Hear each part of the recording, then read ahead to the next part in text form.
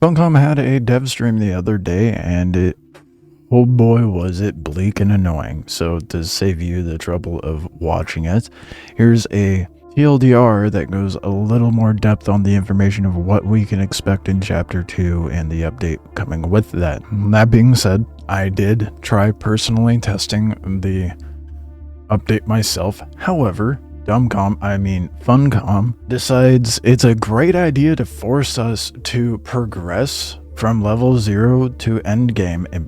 I can already hear you guys typing. Give me a moment. And then they wait until a week before the update goes live to give us endgame levels.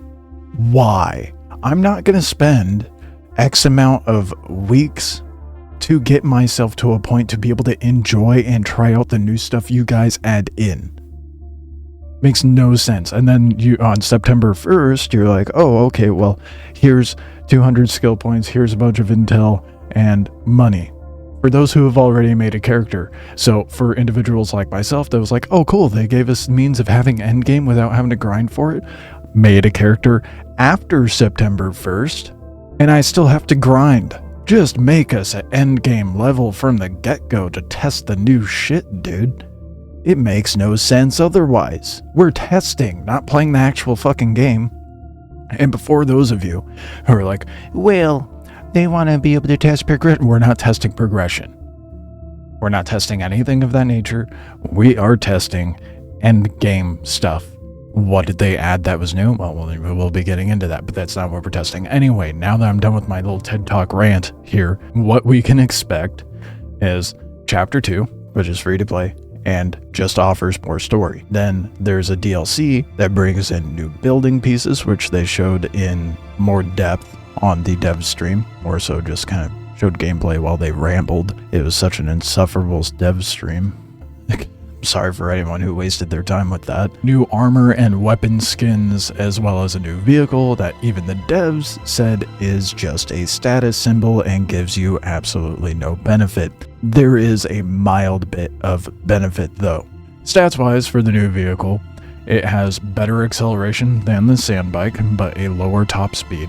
Equal power consumption. The armor rating is a bit superior, just in the tread. The tread has about 750 more than the sand bike. Everything else is the same though, except for vibrations. That is slightly less and really doesn't mean anything for the time being, because in the future, Deep Desert will have a no-fly zone. More on that when I talk more about Deep Desert, however. More on vehicles, they added a quality of life change where you can hot swap from the driver's seat of the buggy to the laser. Thank goodness, no longer having to go through the wheel anymore. That was very mildly inconvenient, but a nice change nonetheless. We now have an auto run / cruise control function, so you could just press right shift on the keyboard and just go. All you have to do is worry about steering. The Assault Thopter has double the storage now. Sorry to say, the carrier storage is not coming into the game yet. It is confirmed, just not when. No confirmation on when. Hopefully, that's before the Chapter 3 update, but not holding my breath. We can also now name our storage and vehicles, giving us better opportunity for organization, not only with the storage, but if you're in a group, you can differentiate whose vehicle is whose.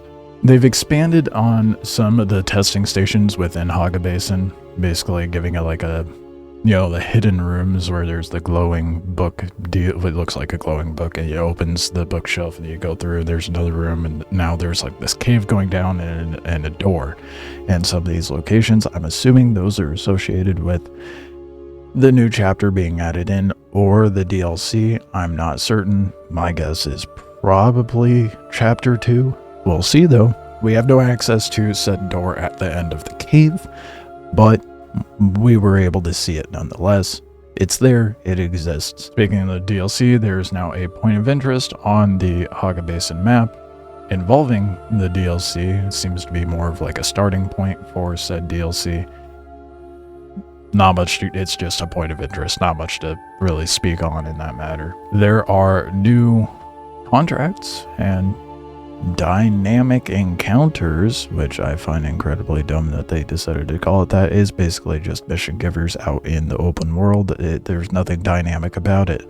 The only dynamic thing there, I guess, if you want to use that terminology, is that they are spottable via a red flare when you get in with a certain proximity of them. That way it's, very obvious where they are, easy to find them. Now you can go do the contract. The contracts are interesting, to be fair. Like, there's a little bit of a narrative to them. Very, very mundane narrative. And the fights correlate to what you're told. So, for example, there was an assassination mission I did where the guy was too old to guard, so they wanted new guard. And old man has no stamina, show up to fight him, and he's fighting as if his stamina bar is depleted. Kind of a nice little touch of detail. Pretty mundane, to be fair, but it was nice, I suppose.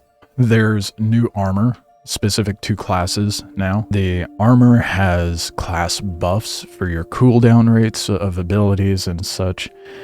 You can only get these through completing the training missions all the way through, and then they get allocated via your journey, and then they are set up as like a unique you can craft at your garment fabricator permanently. It's not a depletable schematic like other uniques, is just there. Every launcher has a locking on feature now, and the damage will properly associate to where the rocket actually hits the Thopter. A little less desync. A little less. Thopters can no longer curve the bullet, so to speak, so your cone of range has been narrowed down. You can't just turn 90 degrees, your camera that is, and shoot something to your right. You can only shoot like in front of you now, which is good. Much more forward gun power, makes a lot more sense with the Thopter. Adds a little more skill to the whole air combat thing. The collisions to Thopters is better now. You don't just bounce off, you just kind of like skid and slide off of whatever Thopter you crash into. Deep desert changes. If you were hoping for anything meaningful, prepare to be disappointed. They've provided more buildable spots nearing the shield wall, likely in preparation for the reversion of Deep Desert. That's right, Deep Desert's gonna go back to how it originally was. Not anytime soon though. And that's just in regards of PvP and PvE. The new map layouts will remain the same. They'll be adding no-fly zones, so on and so forth, to create a better dynamic of combat while we're out in the deep desert.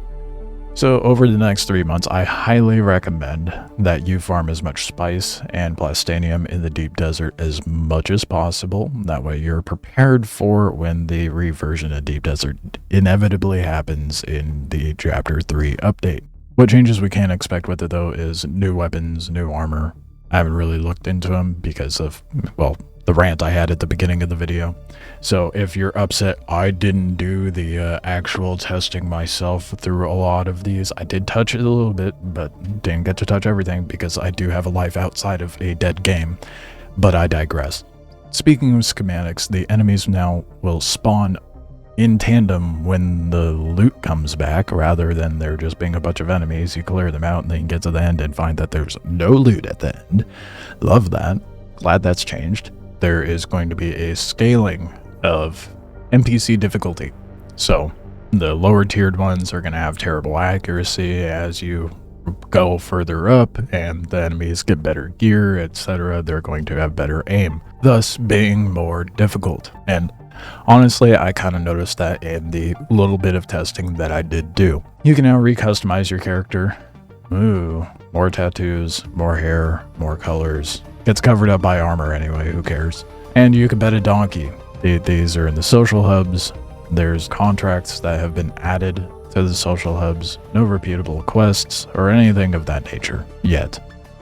They did slightly touch base on that in the dev stream, but we'll see if it actually happens. If there are people looking to try the game out, or if you want to make someone else enjoy the good part of the game, there's a free-to-play weekend coming up on the 11th, just after the Chapter 2 update is released on the 9th. So, that's there. I suppose. Anywho, that's the too long didn't read version of what to expect in chapter 2 and its update. I appreciate you watching. Enjoy the rest of your day, evening, morning, whatever it may be out there, and I will be streaming this upon the release of the update, and probably play too much and complete the stories for both chapter 2 and DLC too quickly, and then again have nothing to do.